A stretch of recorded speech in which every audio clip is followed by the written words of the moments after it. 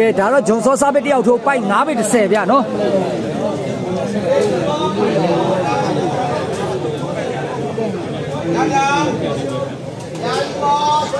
ကဲလုံးပဲပွဲစပါဗျာနော်ဂျွန်စောစားပစ်ပါကဲပွဲစပါပြီဗျာတပွဲချုံထားတယ်ဗျာနော်ကောင်းလိုက်တာဗျာဝမ်းလက်ပါဗျာဝမ်းလက်နဲ့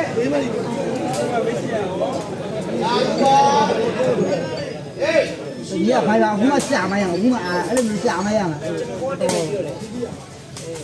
ကောင်းလိုက်တာចောင်းသားလောက်ဝမ်းပါဗျာနော်ကဲចောင်းသားတို့စပြီးပြန်ရထားပါတယ်ကဲအမှတ်ကတော့လက်ဝမ်းပါနော်ဒီဘက်ကတော့ခွေးပူရဲ့လိုင်တာចောင်းသားရဲ့ကြားမောင်ရဲ့ဗျာနော်ဟိုဘက်ကတော့ចောင်းသားရဲ့ကျော်မျိုးအောင်ရဲ့ဂျွန်စောရဲ့ဗျပိုက်9ပေ30ဂျွန်စောစားပစ်တစ်ပေါက်ထိုးဗျအဖိုက်နိုင်ပါဗျ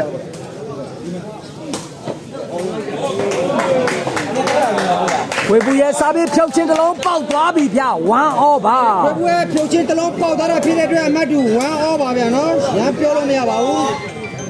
ဟေးဟယ်လိုအခုကျွန်တော်ငါးလေးချင်ထားတယ်နော်ဟုတ်တယ်ရှင်းနေဘူးအောင်လိုက်တာဗျចောင်းထိုက်ကြီးတယ်တာတယ်နော်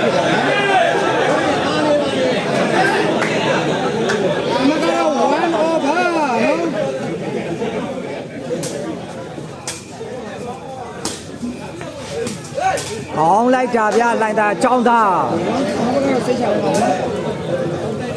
ကဲမကတော့ဝမ်အောင်နဲ့ပူပူတော့စပြီးပြန်ယူထားခဲ့ပါတယ်ကျွန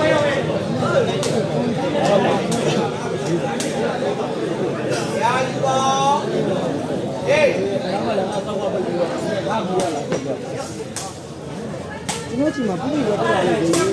ကောင်းလိုက်တဲ့ចောင်းထိုက်ကဲမကတော့ဝမ်အောင်ပါပဲ1 all ပါဗျ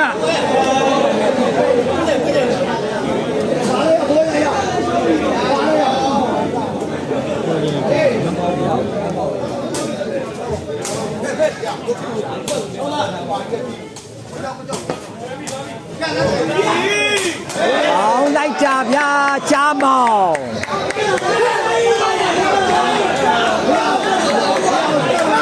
ဟုတ်ကဲ့ကိုငိမ့်ခိုင်းမပြောတတ်ပါဘူးဗျာဒါလည်းဒီမှာကတော့1 all ပါပဲကဲကြားမောင်တို့တမတ်ចောင်းတိုက်တို့တမတ်အမှတ်2 1 all ဝမ်အောင်နဲ့ပူပူတော့စပြီးပြန်ရထားခဲ့ပါတယ်ဒူရာဘီရန်လိုက်တာဗျာចောင်းတိုက်ကဲတော့1 all ပါပဲဗျာနော်အလင်းအကဲဝင်နေချင်ကဲမင်းအကုန်မဲဗျာနော်အဲ့ဒါကလေးဖုန်းနော်အညာတော့ဖုန်းနဲ့အရင်ကတလောက်ပဲရမယ်ဗျာနားလေးဖေးကြပါနော်ရတယ်ပူပူပဲမာတင်ပေးလိုက်ပြီရဲမအောင်လိုက်တာဗျာလိုက်တာရចောင်းသားအမကတော့1 all ပါဗျာနော်ဒီမှာက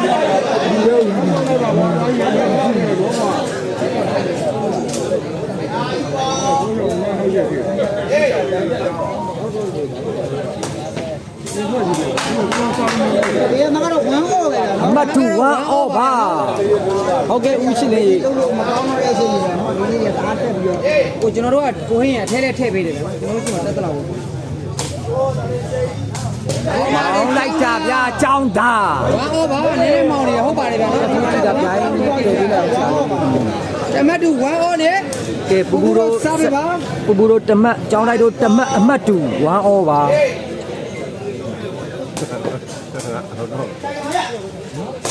ကောင်းလိုက်တာဗျာចောင်းတိုက်နော်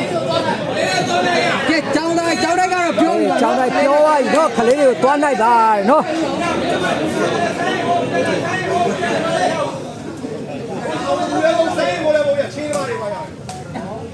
ကျန်ဘက်ကတော့1 all ပါပဲနောက်ချင်တယ်တော့ဝိုင်းပြီးတော့ကြောက်ခွာရ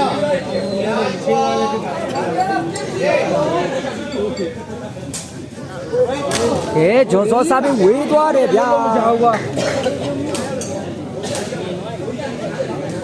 ကဲအမှတ်2 1 all ကဲ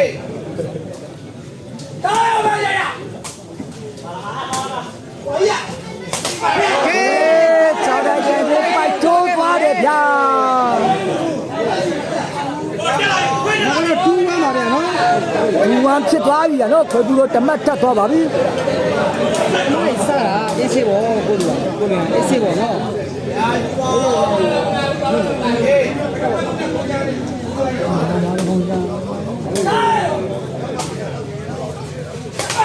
ကဲကြောင်းလိုက်ကန်ကြီးပိုက်ခတ်တိုးသွားပြန်ပြီဗျာ3-1ဖြစ်သွားကြနော် 3-1နဲ့ပူပူ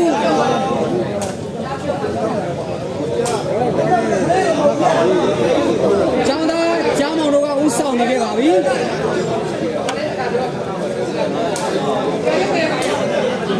ဒီမှာကတော့3-2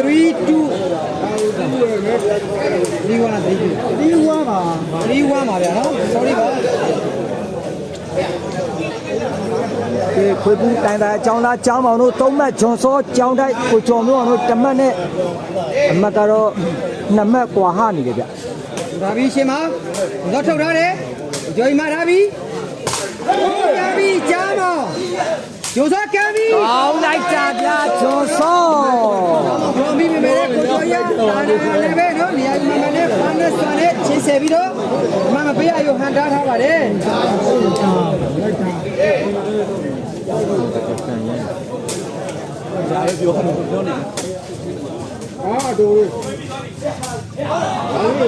ကောင်းလိုက်တာဗျာလိုင်တာကျောင်းသားရဲ့လိုင်တာကျောင်းသားလည်းတကယ်ကိုရောကင်တက်တာလားမသိကန်တာလားမသိနဲ့တော့ချိုချိုကြီးနောက်ကိုကွက်တိသွားကြတယ်နော်တကယ်ကောင်းသွားတယ်ကဲမကတော့3-1ပါဗျ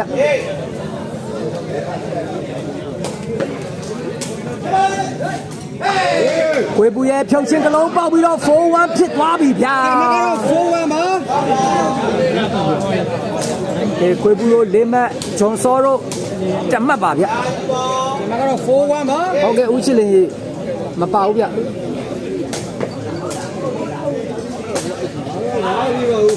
ပြီးသွားပြီ ပြီးသွားပြန်ပြီကြားရကံပြီ ချပြီးသွားပြန်ပြီ မတင်ပေးလိုက်ပြီကျောင်းသား အာနပါလေចောင်းသား ကတော့5-1 5-1ပါဗျနိုင်တာចောင်းသားတို့5မှတ်ចောင်းတိုင်းတို့1မှတ်ပါဗျ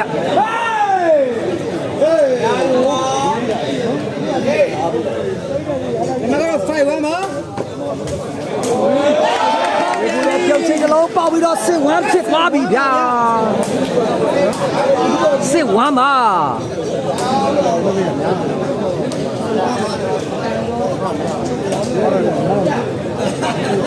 ကတော့6-1ပါ ဒီတော့ပိုင်းဂျွန်စောစားပေးအလုံးမဖြစ်ဘူးရေပြန်ပွဲဒီဘက်3တွဲဝင်ပါဆိုတော့မဟုတ်ဘူးတဲ့ဗျာကိုပွေးပူရဲ့လိုင်တာចောင်းသားရဲ့လိုင်တာရဖေကြီးရဲ့လိုင်တာဖေရဲ့တကားပြပဲလေးရဲ့နောက်ပြောက်ချင်သေးတယ် ကဲကျွန်တော်မိုက်လွတ်လိုက်ပါပြီ အေးပြင်ရပြီဗျာလိုက်က ကောင်းလိုက်တာဗျာရှားမောင်ဘရော့ကင်တစ်လုံးပြီးပြီးတော့ ပြီးပြန်ပြီ ပွေးပူတို့တမတ်ထပ်ယူသွားပြန်ပြီနော် 7-1ပါ ကျောင်းကောင်းလို့စုပ်ပါအခါကြီးလည်းသူပြင်ရှိ ကျွန်မကတော့7-1ပါဗျာ ဘောရပြီးတော့ပါဗျာဘောရပြီးတော့ပါဗျာ ဝေးသွားတယ် ဝေးပါတယ်17ပါဗျ 17ရဗျာနော်လိုက်ကြီးကဘုန်းကြီးကပတ်တော့လို့တော့ ဟုတ်တယ်ကိုပဲနော် အဲ့လိုလည်းမဟုတ်ပါဘူးနော်ကြေးပွဲပါဟုတ်တယ်သူ ဒီကြားတယ် ကျော်ကြီးရှင်မိုင်ကျောင်းတဲ့သူ ပြီးသွားပြန်ပြီပြန်ပါလာတယ် ဝေးသွားတယ်ပိုင်းစင်ကို 7-1နဲ့ပူပူလို့7ပါ အဲ့ဒါကျတော့ကျောင်းတိုင်းနဲ့ရှင်မိုင်နဲ့ကျတော့ ကျွန်မ7-1ပါဗျာ အဓိကအနိုင်တွေစကားပြောရမှာမဟုတ်ဘူးဒီပွဲကစားပစ်တွေစကားပြောနေတာကျွန်တော်တို့ချုပ်ကအလုံးမလုပ်ဘဲနဲ့ခွေးပူချုပ်ကအလုံးလုံးမိသွားပြီကဲစင်ထွက်တယ်ဗျာ 7ပါ17ပါကျွန်မကတော့17ပါဗျာ ကဲဂျွန်စောတို့တမတ်လိုင်တာကျောင်းသားတို့9မှတ်ပါဗျ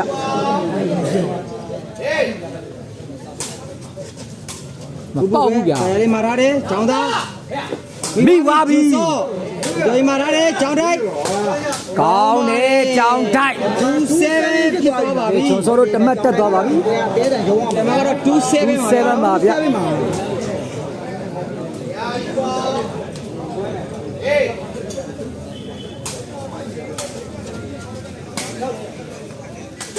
ကောင်းလိုက်တာပဲနော်ကျောင်းသားလည်းဖိုင်နိုင်ကစားတဲ့နေရာမှာတော့ပပနိုင်ဘိုင်းနဲ့ရှိတဲ့ကစားသမားဗျာနော်သူကလည်း block ရတက်ဖို့ကမလွယ်ဘူးဗျအမှတ်ကတော့7-2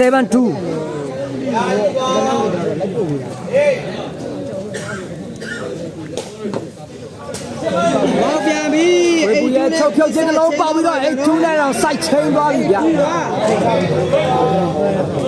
ကျွန်တော်ကတော့82ပါဗျဟုတ်ကဲ့ကိုကြီး ဖိုကရှင်အော်ပေးလိုက်မယ်နော်ကျွန်တော်ကတော့82ပါ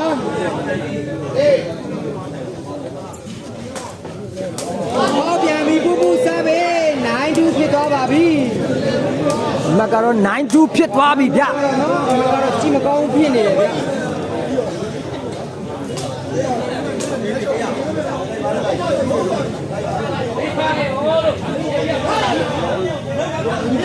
ကတော့92ပါဗျာနော်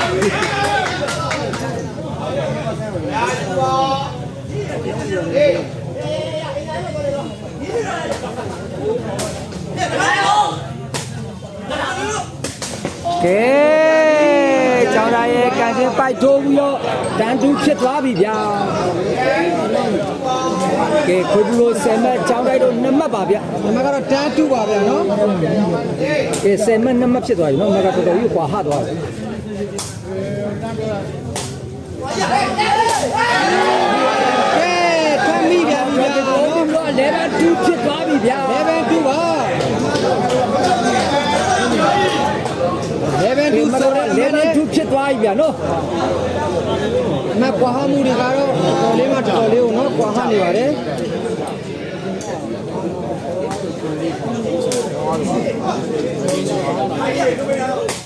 ဟောပါလေကျောင်းသား 11ပါ ကျွန်မ211ပါဗျာနော်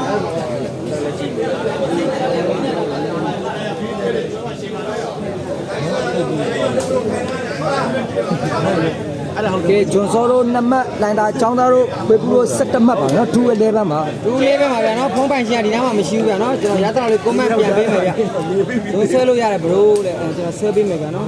ကျောင်းတိုက်ကတင်းအောင်မှကြည့်နေတယ်သူစိုးလင်းအောင်မပြောတတ်သေးဘူးဗျသူတို့လူစိမ့်မတင်မလားလူတင်းမမသိဘူးဟောင်းလေကျောင်းတိုက်ကျောင်းတိုက်ကကျောင်းသား broken တစ်လုံးမိပါနော်311ပါ311ပါနော်ကျောင်းလိုက်ကတော့ဒီနေ့မနေဘူးဗျာနော်311ပါအောက်ကနေအောက်ကနေ ဟောင်းလိုက်တဲ့ကျောင်းသား 11 3ပါကျွန်တော်ကတော့11 3ပါလက်ပြဆိုတော့ပြိုင်ပွဲစပြီဗျာနော်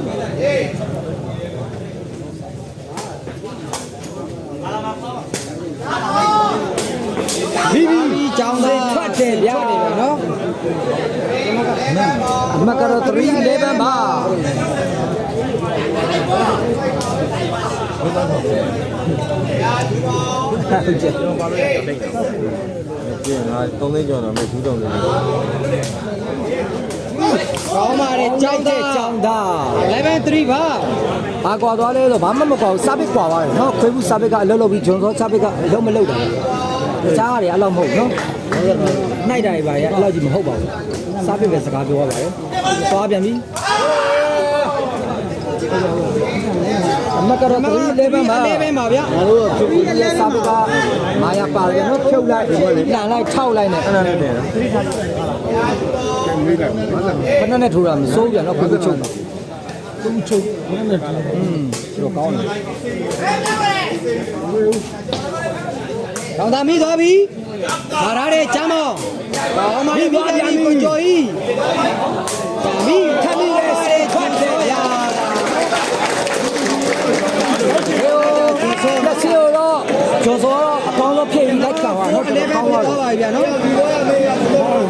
မကတော့4-11ပါဗျာလောက်กว่าလစ်လက်กว่าတယ်ဘလို့ကတော့အဲ့လောက်ကြီးမဟုတ်ပါဘူးဗျာနော်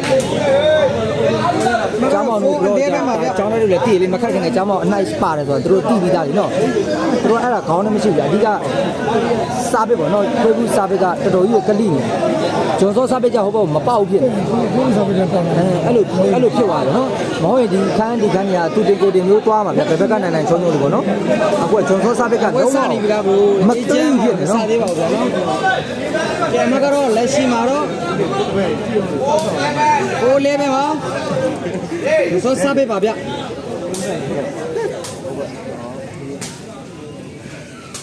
ကောင်းပါလိုက်ကြဗျာ 11 4ပါ 11 4ပါ ပါစားပြန်ဆော့ရင်ကြည့်ကောင်းမယ်တဲ့ပါစားကြတော့ဟိုဘက်မဆော့တော့ဘူးကျွန်တော်မြင်တော့လေနော်ပါစားဆိုတော့ဒီဘက်ကကြိုက်တာဘောနော်ကြောင်းလိုက်တယ် 我看不了，我看不，我这边把那个。 ဟုတ်တယ်ကိုသူတွေအဓိကစားဖို့ပဲ ဒီပါဗျာပြီသွန်ဆောမာရတယ်ကောင်းပါတယ်ကြောင်းတိုက်ဒီမှာကတော့4အလေးပဲမှာဗျာနော် တော့စားဖို့ကတော့ကောင်းတယ် 4လေးပဲမှာကြောင်းတိုက်တော့မလွယ်လွယ်ခွဲပဲဗျာနော်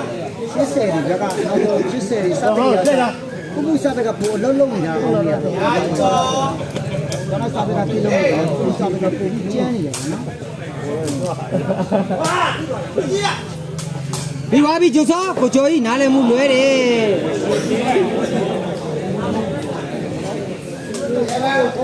အမှတ်ကတော့11 4ပါဗျာ ဒီမှာကတော့11 4ပါ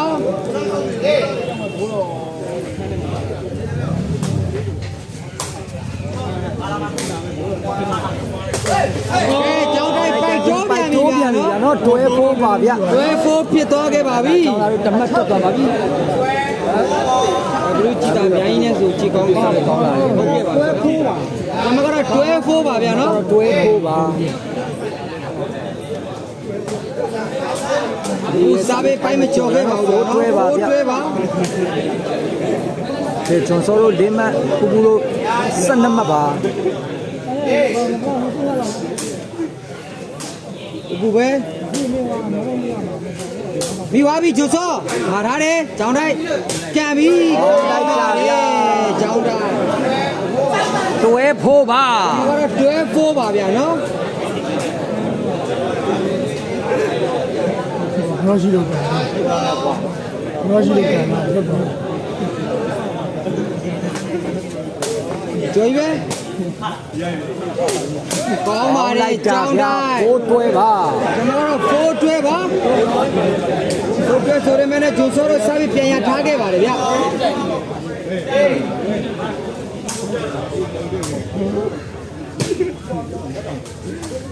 ပြီးသွားပြီကြားမောင်ပဲ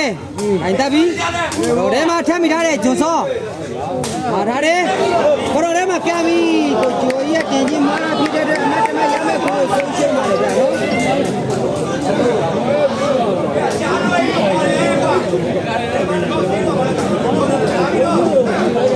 ဟုတ်တယ်ပါ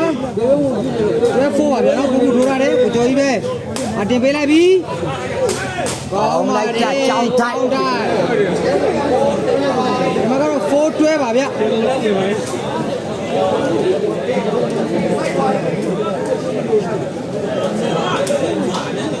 ကဲမှတ်ကတော့4တွဲပါ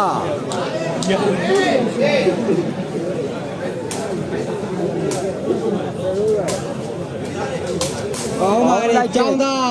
တွဲ4ပါ ဒါကကျောင်းသားနော်ဟောဝါးရီတော်တော်ကျန်းတယ်ဗျ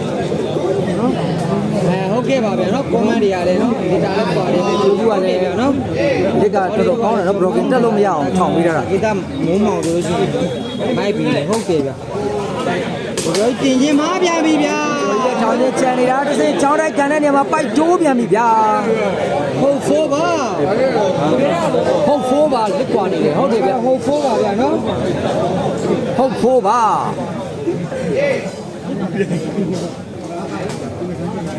အောက်ပြန်ပြီ point 4ဖြစ်သွားပြီဗျ ဘယ်စပယ်တလုံးထပ်ပေါက်ပြန်ပြီဗျာနော် point 4ပါ ဟုတ်ပါ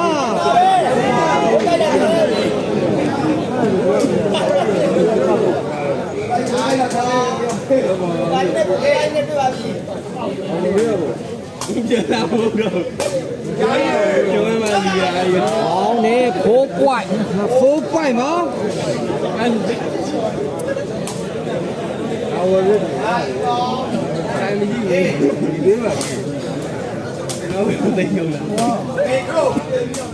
မိပြီ ကိုကျော်ကြီးပဲမာထားတယ်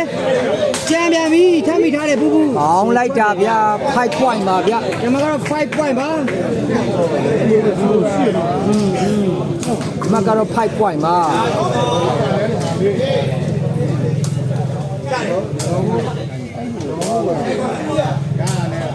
အောင်လိုက်တာဗျာလိုက်တာចောင်းသားလေနော်အမှတ်ကတော့ point 5ပါဗျာ ဒါကတော့ point 5နဲ့ဘူးဘူးတို့စာပေပြန်ရထားခဲ့ပါတယ်ဗျ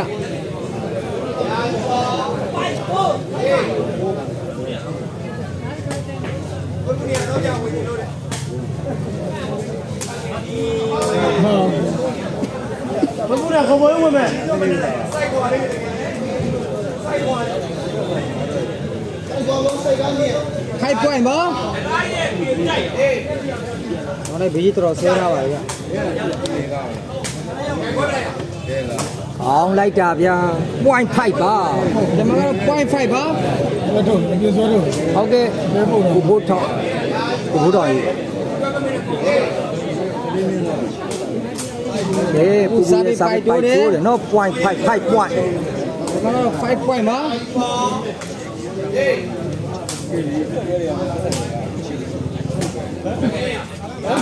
ပါနေတယ်နော်ចောင်းသား ဟုတ်ပါတယ်ဗျာ ဒီမှာကတော့ point 5ပါဗျာနော်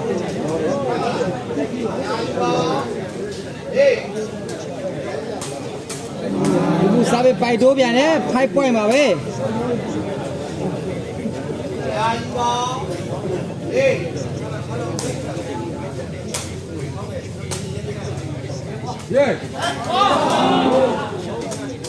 point 5 ဒီမှာကတော့ point 5ပါဘ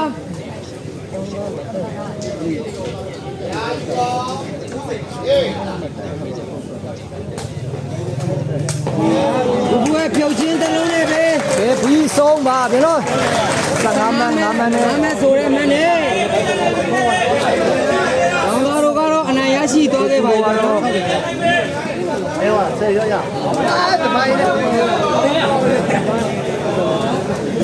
ဒီကူတော့အနိုင်ရချိသွားတယ်နော် ။အားလုံးပဲပွဲပြီးဆုံးပါဗျာလိုက်ချခွင့်ပြုပါလားနော်။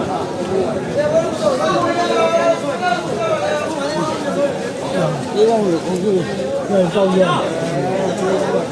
ဒီဝက်ပြဖို့များပါဗျာနော်စာပေခွင့်နဲ့နော်။ကဲအားလုံးပဲလိုက်ချခွင့်ပြုပါ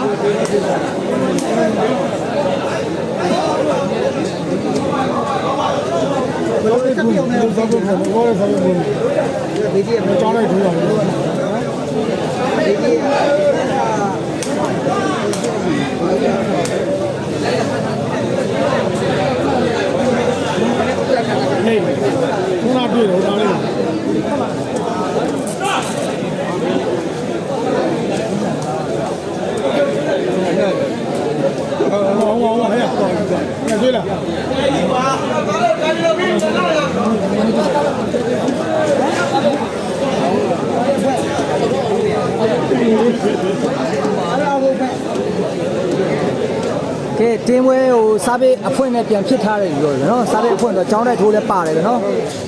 ဘယ်သူထိုးလို့ရပါလဲဘာ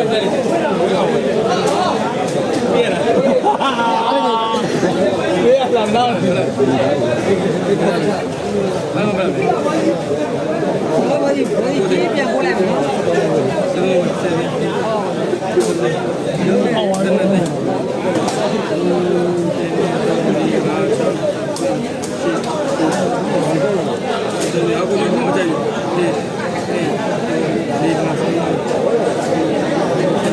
ဒီပေါ်ပါ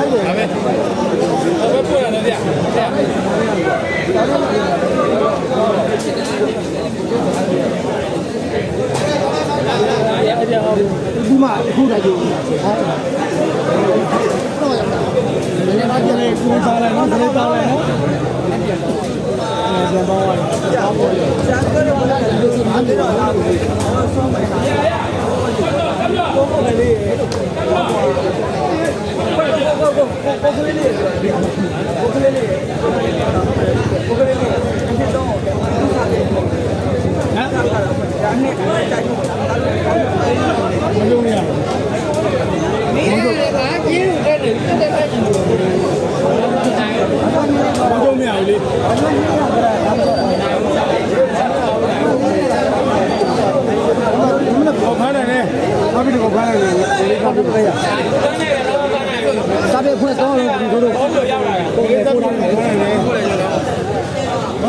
你等会，你等会儿呀，我这么来。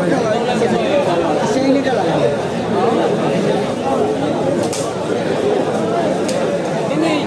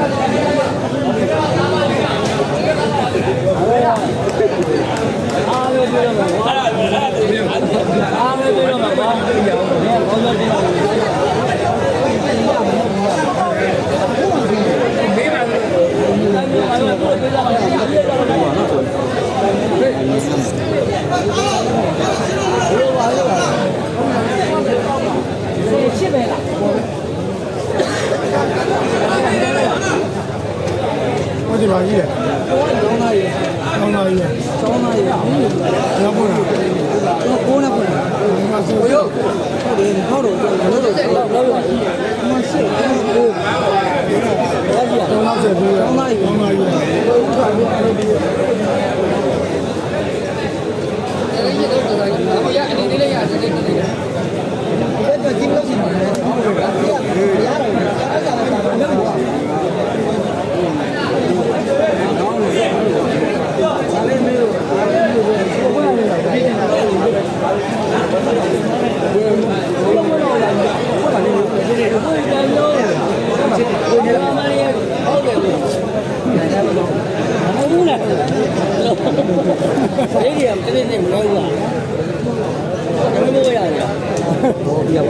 这个我那边我讲。